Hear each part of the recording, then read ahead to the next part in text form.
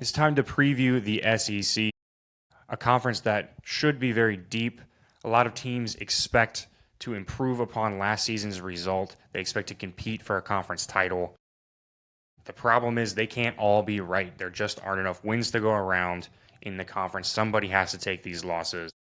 Let's start with Texas. The main question that you have with Texas, the first thing that comes to mind right now is Arch Manning. How good can he be? He's received a lot of hype from the media. It's going to be very hard for him to live up to that hype, which isn't his fault. He could be a very good quarterback and not live up to the hype that the media has created for him.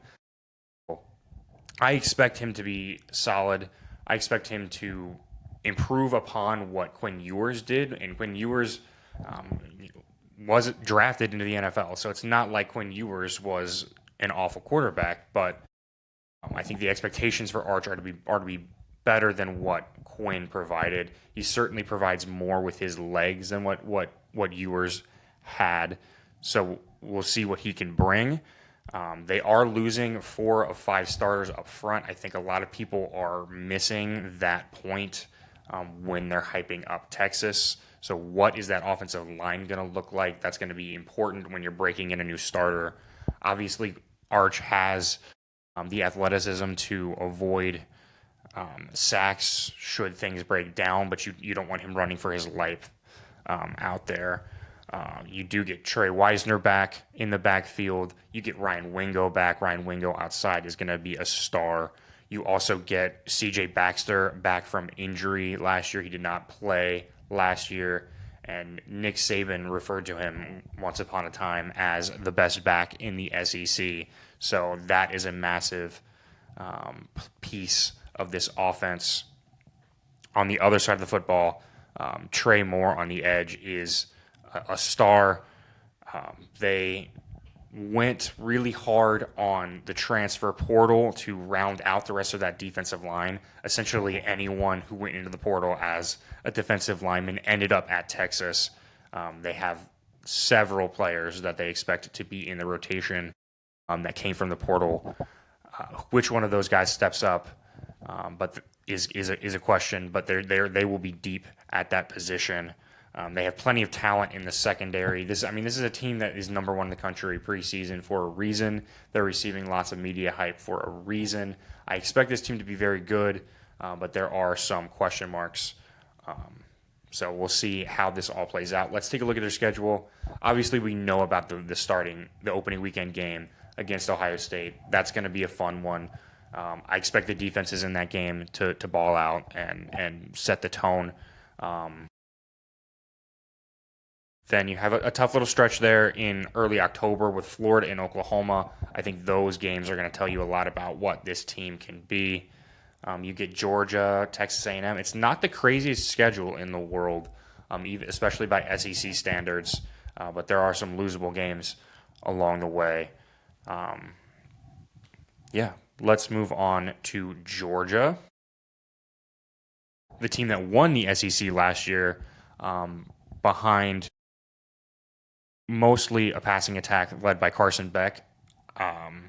They are going to take Gunnar Stockton at that position. He led a comeback effort in the SEC championship game and played okay in the Notre Dame game in the playoff. What kind of improvement do we see from him this offseason as he becomes the full-time quarterback is going to be a major question. He doesn't have the arm talent that Carson Beck does, but he does provide more with his feet that could be important for this Georgia offense. This is a Georgia offense that did not run the ball to the Georgia standard last year. So that's something that they're going to look to improve this season. Gunnar Stockton's ability with his legs is something that could contribute to that and could allow them to open up more aspects of that running game. But we expect this defense to be good. It's Georgia. I think everybody knows what to expect with the Kirby Smart defense at this point. There are some question marks up front for that defensive line outside of Christian Miller, but I mean, the secondary is going to be good. KJ Bolden is elite. This defense is going to be good. It's going to be the backbone of this team. How quickly does the offense come together? And that's going to determine the ceiling of this team. But we know the floor of this team based on their defense and the offensive line and the physicality that you get out of a Georgia team. It's going to be really solid. Let's take a look at their schedule. You had a tough stretch at the end of September with a road game against Tennessee and a game against Alabama. That is a tough stretch to open the season. Otherwise, nothing crazy. A tough little back-to-back stretch with Ole Miss and Florida, and then you get Texas a few weeks later. The biggest thing for Georgia here is that they get all of their tough games at home. You get Texas at home. You get Florida at home. You get Ole Miss at home. You get Alabama at home. The toughest road game you have is Tennessee, who I am questioning how good Tennessee is actually going to be. So all of your tough games are at home. That's going to be a massive advantage for them this year. Let's take a look at Alabama. Ty Simpson is going to take over for Jalen Milroe. He is not nearly the athlete, obviously, that Jalen Milroe is. Very few people in general are, especially at the quarterback position. But I think he probably fits the Kalen DeBoer and Ryan Grubb offense better than what Jalen Milroe provided. He should offer some more consistency at that spot. Obviously, you're getting back college football 26 cover athlete Ryan Williams, who is a star.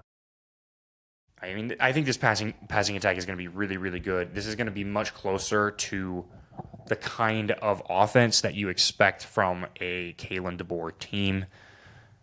This season will provide a better look at what Kalen DeBoer's Alabama will look like in the future.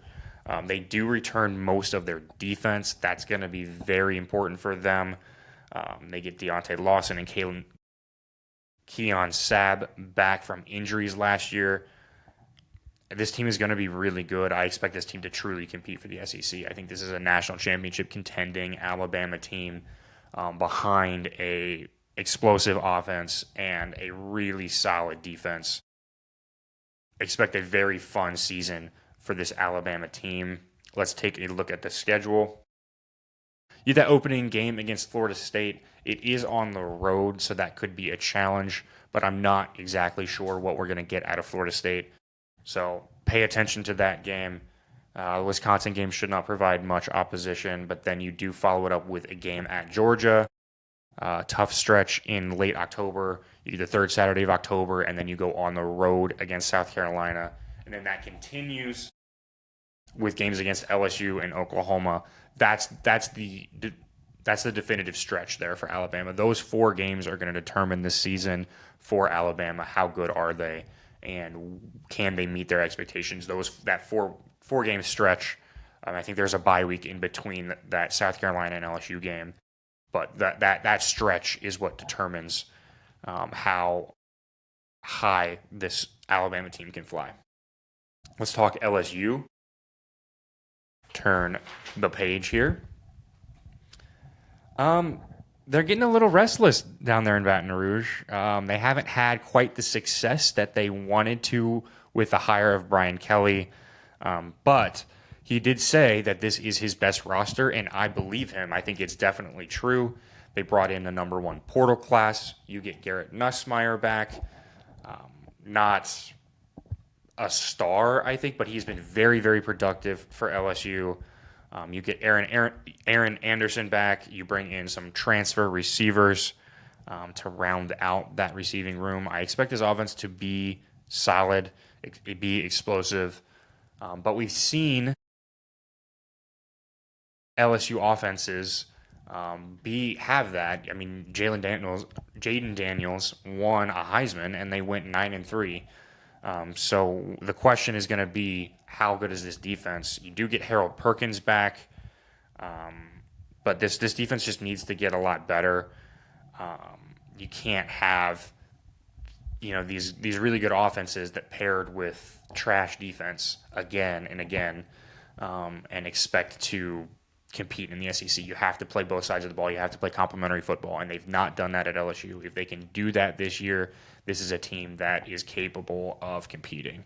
But I will believe it when I see it when it comes to the LSU defense under Brian Kelly at this point. Let's take a look at the schedule.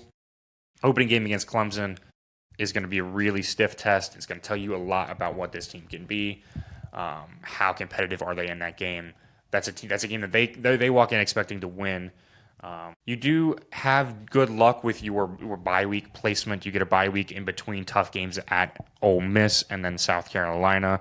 You get a bye week between a tough game against Texas A&M and then on the road against Alabama. But there are some tough, stiff tests in here for LSU. You play Florida early in the year. That's another massive game for both teams. So we'll see how this season plays out for LSU. Let's take a look at Texas A&M. This is a team that's 7th in the country in returning production. What you need to see out of this team is an improved defense. We got Mike Elko taking back play calling duties. We know what Mike Elko defenses are capable of. Was one of the best defensive coordinators in the country when he became a head coach, and I think his defenses at Duke were really, really solid. So we need to see that improvement from this team. The secondary on this team should be really, really good. The question is, what are they up front on that defensive line? That'll be the key area of improvement that you need to see. Those are the questions you need answered from this defense. On the other side of the football, Marcel Reed, it can be electric with his feet. You need to see that passing game develop a little bit more. And you got Casey Concepcion from NC State. Elite speed at the position. That's going to really help open up the explosivity of the passing attack. Really strange stat, I think an unexpected stat from last year, is that the team who had the highest scoring SEC team in conference play was Texas A&M last year. I think not a lot of people remember that about this team. So if they can do that again, and I think they can, then the defense will determine how good this A&M team can be. And I am buying all of the A&M stock. I think this is a team that will compete for the SEC. I think this is a team that's going to be really good on both sides of the football. I expect this team to be in the playoff. I expect this team to compete for an SEC championship. Let's take a look at this schedule. Early road test against Notre Dame. That game is going to be awesome. That'll tell you a lot about this team. Otherwise, they do space out their big tests. You get a game against Florida in mid-October. Late October, you go on the road against LSU. You get a South Carolina game in early November, and then the Texas game at the end of the season. There is a tough little stretch of road games back-to-back in late October, early November. That could be a problem for A&M. But otherwise, a really workable schedule by SEC standards. So expect this A&M team to be in contention. Let's talk South Carolina. This is a team that flashed a lot of potential last year, had a little disappointing end of the season with a bowl game loss against Illinois. But the key that with this team is they saw an emergence of a star quarterback in LeNorris Sellers. He is one of the best returning quarterbacks in the country. He can do it with his arm. He can do it with his legs. Expect good things from him. You do have a lot of young skill talent that needs to mesh. But when you're returning a veteran like LeNorris Sellers, that is very helpful in allowing those pieces to meld together. But the defensive front on this team, that's the strength of this team. You get back Dylan Stewart, who had 10.5 sacks last year. He is electric. You bring back 2 other starters on that defensive line. That defensive line is going to be crazy, crazy good. The secondary should be solid, but they are young at corner. So that could be a problem. But I don't know that quarterbacks are going to have time to do anything back there with the kind of defensive line that they're going to have. This sets up as a a season that South Carolina has been building towards for a very long time, and we'll see how good they can be. Let's take a look at their schedule. You get a neutral site game against Virginia Tech to start the season. I'm not high on Virginia Tech, but you need to see you want to come out swinging in that game, and then you have a brutal October through early November stretch where you go LSU, Oklahoma, Alabama, Ole Miss, A&M, all in consecutive weeks. There is a bye week before the A&M game, so at least you get that. But then that wraps up your conference schedule, so that's a little scheduling quirk. And obviously you have Clemson to end the year. It is a very tough schedule for South Carolina, but it is a schedule that allows what should be a really good team to shine. Like if they can get through this schedule, then you know that this South Carolina team is top tier. So we'll see how that plays out for South Carolina. Let's talk Florida, a team that has had some disappointing seasons, but they had a really good closing stretch last season. DJ Lagway is a main reason why. He has not lost a game that he started and finished last season. If obviously if that can continue, assuming he stays healthy throughout the year, then Florida will be set up very well for success.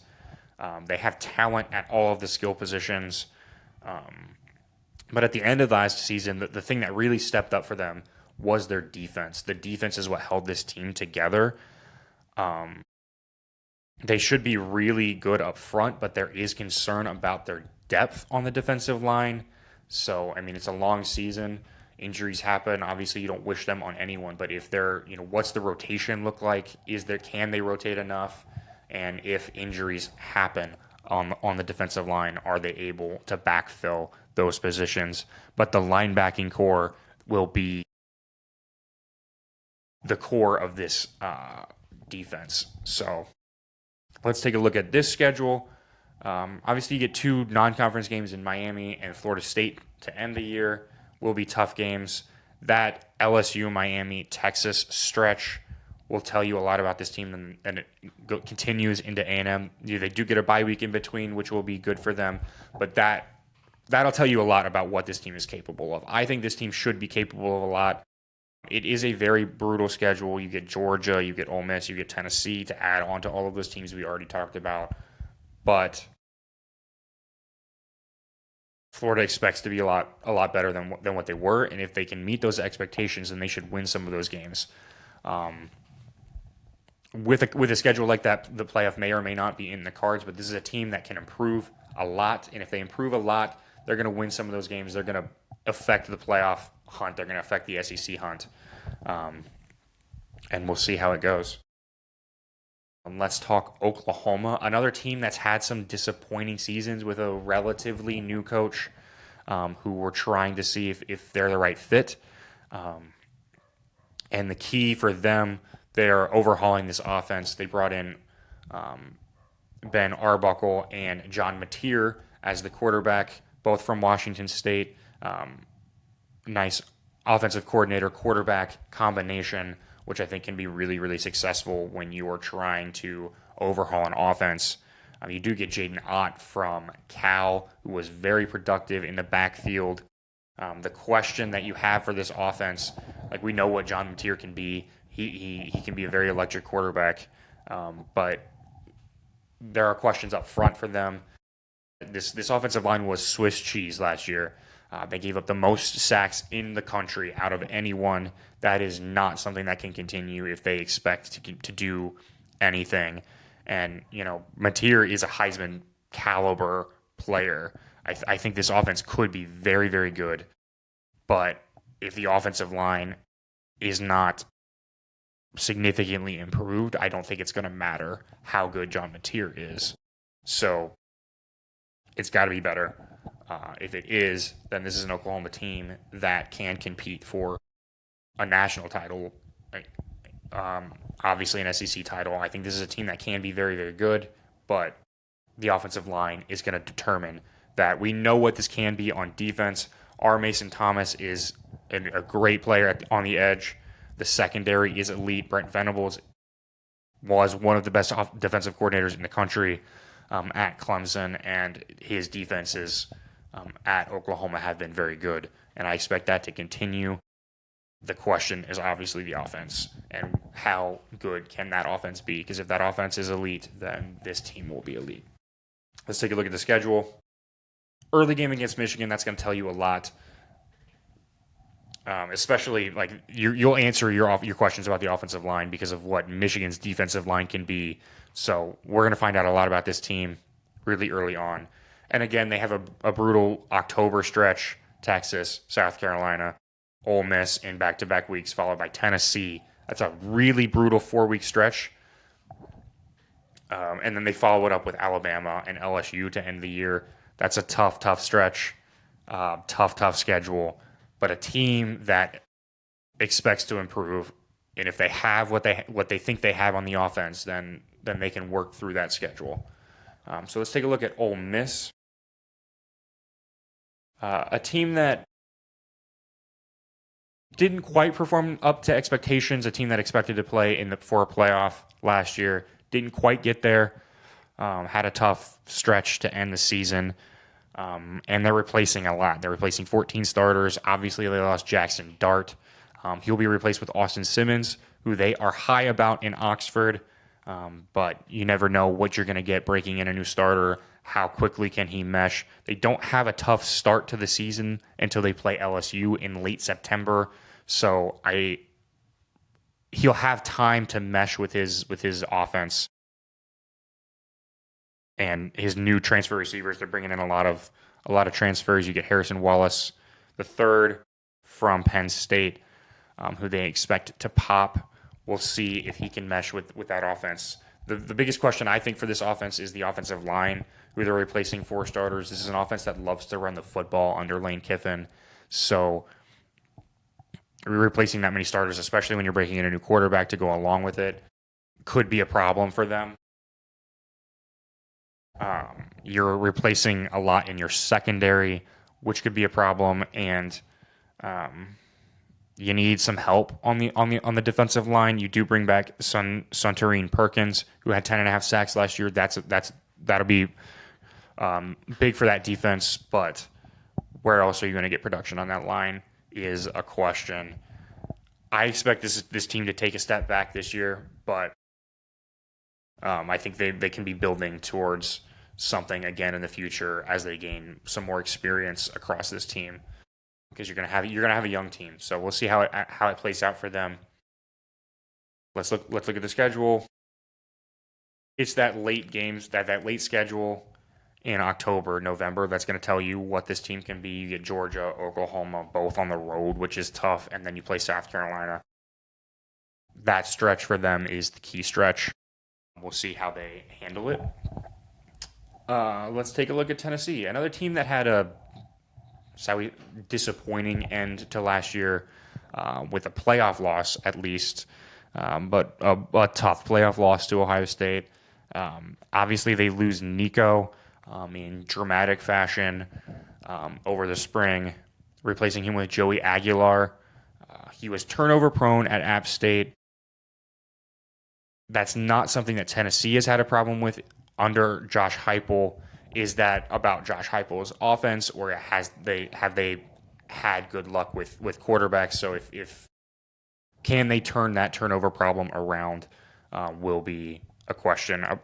The turnover problem that Aguilar had, like Tennessee did not have a turnover problem last year. They are replacing Dylan Sampson, which is a tough loss, and they're replacing 4 of 5 starters up front. They ran the ball very effectively last year. I'm not sure how well they'll be able to do that again this year.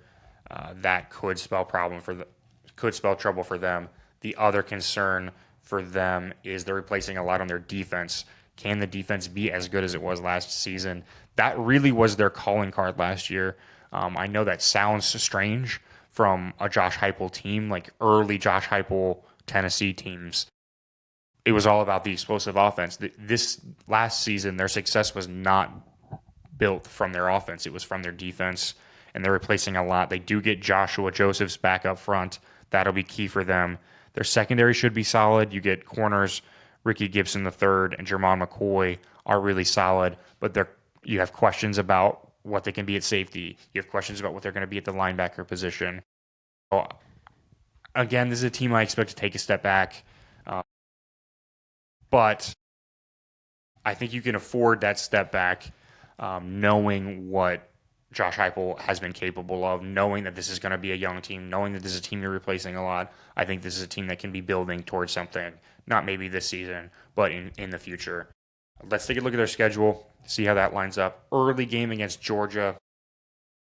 That's going to be tough. Otherwise, it's not the craziest schedule in the world. So I think this is a team that even if they take a step back and still get 7, 8 solid wins, maybe even 9 if you can pull an upset. But they're going to be underdogs against Georgia. They'll be underdogs against Alabama. I would expect them to be underdogs against Oklahoma by that time in the year, but maybe not. And then a tough game against Florida. It is spaced out well, and you get half of those games at home. So it is a workable schedule for a team that is maybe not going to be as good as they were last year. So we'll see. Let's stay in the state of Tennessee and talk about Vanderbilt. Had a really good season for Vandy standards last year. You do get Diego Pavia back, who expects to win a national championship. I'm not sure that that's going to happen, but I do expect this Vanderbilt team to compete. They invested heavily in the offensive line in the portal. That's something that needs to pay off for them. You get Eli Stovers back at tight end.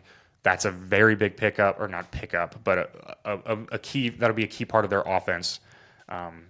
But where else are they going to get production is a question for this offense. And then on the other side of the ball, the biggest strength, they don't have a ton of stars on defense outside of Randon Fontenette, who will be a star. But the thing that they've upgraded the most on defense is just their depth. At every position, they are going to have depth that they just are not used to having at Vanderbilt. That will be important for them this season. Let's take a look at their schedule. Virginia Tech on the road. That'll be an interesting game. Should set up well. We'll see what they can be after that game, and then you turn that around and immediately go back on the road to South Carolina. That's going to tell us a lot about what this team is. You get back-to-back weeks. You get back-to-back games against Alabama and LSU with a bye week in between, but that'll be a tough stretch for them. Again, not the craziest schedule in the world. I think there are 6 or 7 wins on this schedule for Vanderbilt if they can improve on the offensive line and they can find production for this offense. I think it's a schedule that sets up well for another season of bowling for Vanderbilt. Maybe not a championship schedule. If you're looking at this from a championship perspective, I think it's a tough schedule. If you're looking at this from I think we can get 7 or 8 wins maybe, I think it's workable. Let's take a look at Missouri. You have an unproven offensive line at Missouri. You do have experience at wide receiver. That'll be important. Some of that experience comes from returning players, and some of that is going to come through the portal. What are we getting at quarterback? We're still in a quarterback battle. Obviously, we know the old adage of if you have 2 quarterbacks, you don't have one. I'm not sure that that's the case. I do like what I saw out of Bo Perbula in relief for Drew Aller last year. I expect Bo to be the guy, but Sam Horn's been at Missouri for a while, so we'll see how that plays out. I think that'll be a key part of what this team looks like. You have a little bit more experience on defense returning. You are getting 7 starters back, and you pulled 6 players who were starters, who have starting experience from the portal. So I expect a good showing from this defense. We'll see what the offense can provide. Let's take a look at their schedule. They play Kansas in week 2. Love a good border war. That'll be a great game. Obviously, we saw what Kansas's offense is capable of last week against Fresno State. So that should be a fun game. Then that South Carolina game will tell us a lot about what this team is. Again, a very workable schedule. I think you have 4 games probably on this schedule that you'll be an underdog in. Um, but that is dependent on what Oklahoma is going to be.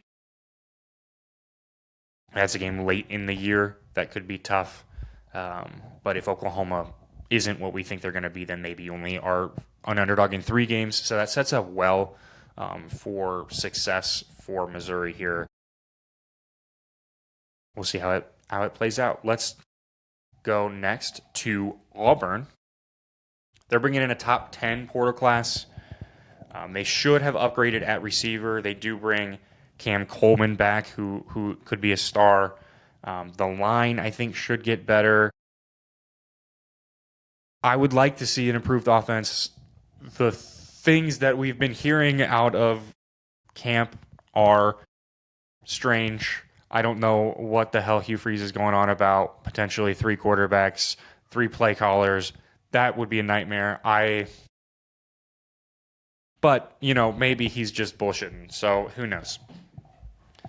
The secondary returns a lot for this team. And you add Pleasant from Tulane, who is a solid player, and you get Mac top corner from Miami in Strader. I think this is a defense that could be better. They'll be disruptive at the edge position. There are questions about what you're going to be in the interior of that defensive line and what you're going to be at linebacker. You'd like to see improvement on both sides of the ball here. We'll see how that plays out. Let's take a look at their schedule. That Baylor game, everyone should be tuning into that game. That should be a really, really fun game. It's at Baylor.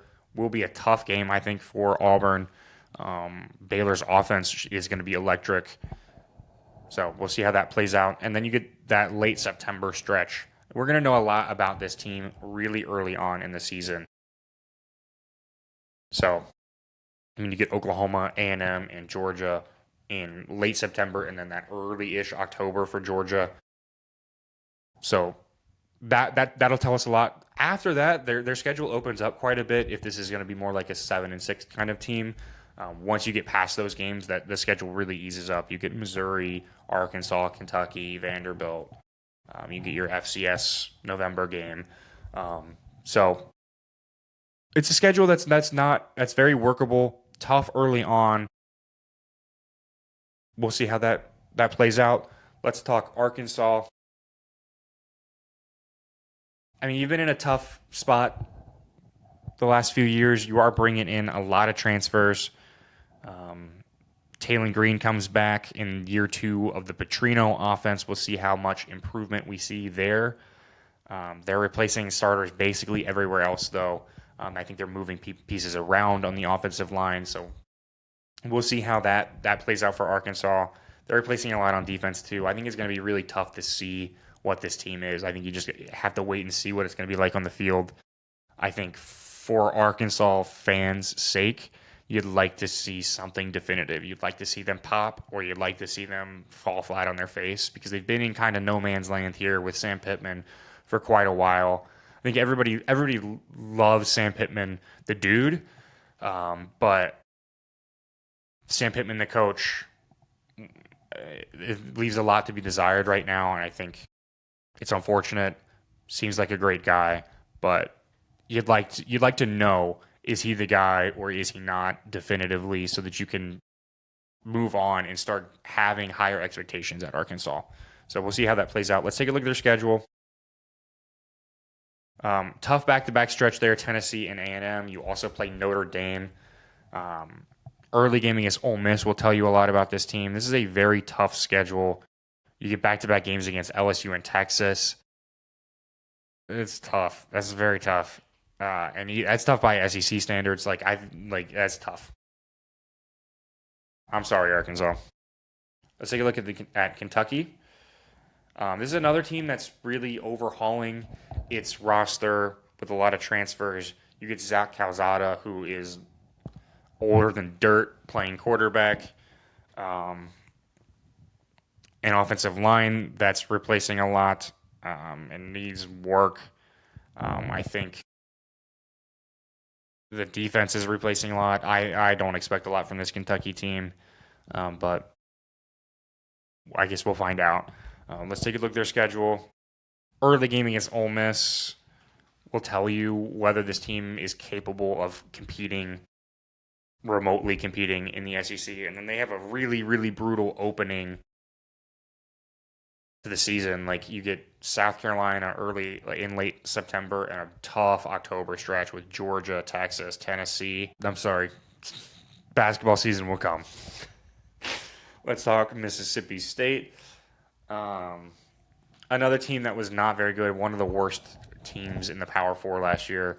Please don't get blown out by a MAC team. They are playing Northern Illinois, who beat Notre Dame too. So don't get blown out in that game, please. Um, you're getting year two of Jeff Lebby. How much improvement are you going to get from that? You get Blake Shappen back from injury last year. You get Davin Booth at running back. He was very productive for them last year, a little bit of a bright spot. You have obviously the biggest question mark for them right now is their line of scrimmage. You need lots of help on both sides of the ball. If that can improve, this is a team that can maybe compete, try to get back to a bowl game. The defense was really bad last year. It needs to get a lot better. If they're better on the line of scrimmage, this is a team that could, in theory, try to push for a bowl game. Like let's look at the schedule and try to get them 6 wins. Like Southern Miss, you'd like that should be a win. Alcorn State should be a win. Northern Illinois should be a win. Then to get back to a bowl, you need to win Arkansas, Missouri, and probably Ole Miss or Tennessee. Like that's how you get to a bowl game. Or if you could pull a game against Arizona State, that's your other opportunity.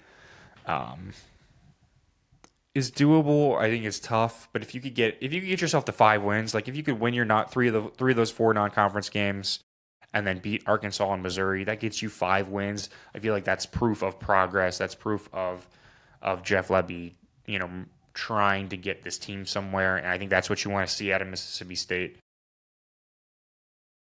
So, yeah. Let me know in the comments what you think about the SEC. Who do you think is going to win the SEC? Um, if you made it this far in the video, thank you for watching. Drop a like. I will see you next time. Thanks.